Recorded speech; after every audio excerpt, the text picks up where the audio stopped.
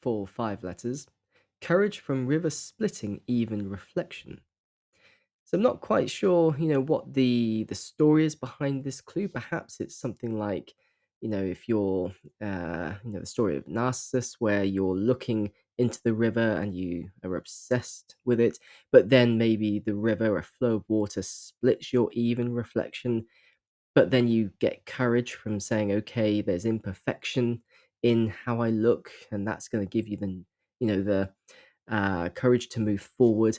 Maybe it's as deep as that. Maybe it's simply just a way to try to get to a particular answer here. Now, courage is probably going to be the definition because it's courage from river splitting even reflection. So we're getting a word that means courage from these additional wordplay indicators. So how are we going to then understand a 5 letter word for courage? Well, we have river, and what's interesting here is that river is splitting even. That's particularly interesting because even in wordplay indicators can just mean to take the even letters of a succeeding or a preceding word. And so, one avenue you could go down is, well, what are the even letters of, is it either splitting, so Pitn,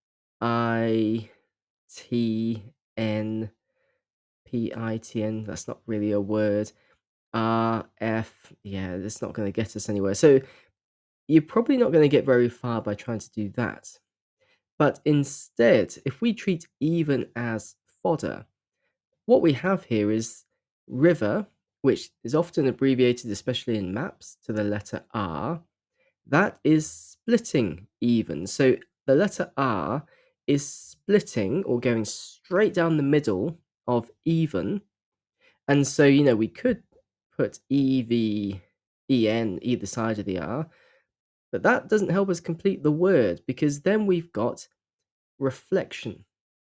And so, what that tells us is we need to reflect the word. It's a reversal indicator.